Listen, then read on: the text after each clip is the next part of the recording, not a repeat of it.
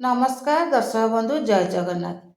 आपण मैंने समस्ते छतुआ खाऊे बुढ़ाटू छुआ जाए समस्त घरे छतुआ आवेलेबल थी। तो छतुआ किए केते लोक किणिकी जानती आ किए किए घरे बनाती।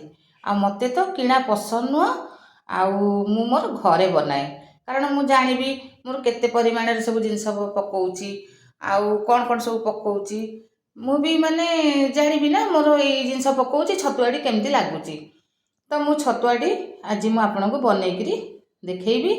आउ प्रथमे मु कौन करची चूड़ा टिकी भाजी देइची 1 केजी चूड़ा ता सांगू सोयाबीन मंजी 250 भाजी देइची गहम हाफ केजी भाजी आइची आ बुट मु मार्केट रु आनतिली भजा बुट आ किणिनी बादाम टी भजा ही जाइची 250 ग्राम आ मक्का मंजी 250 ग्राम भजा ही जाइची आ राजमा भजा ही जाइची काजूटा टिके जस्ट उषुम हब पड़िबो।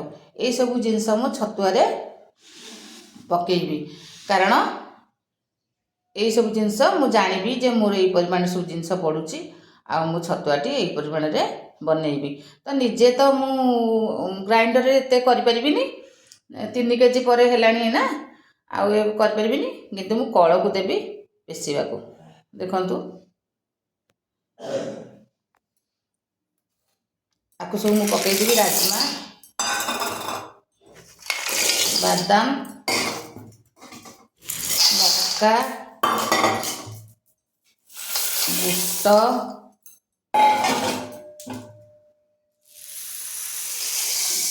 गहम आउ सोयाबीन मंजी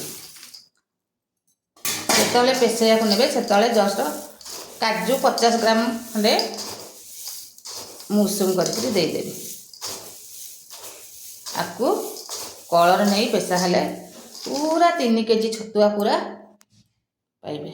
देखंतु आमे जानिले केंति छतुआ केते परिमाण रे मु सब पकेइली आपण माने भी एंति पकांतु किणिकी कोन लाभ सी केते पकाउची कोन पकाउची आपण माने जानि छंती कि जान नाहंती सेतपे मु घरे छतुआ बनेछि। आपण जदि मोर छतुआ भल लागुची माने मु जेमती परिमाण रे पकाउची आपण माने कमेंट देबे लाइक देबे शेयर करबे। रहिली जय जगन्नाथ।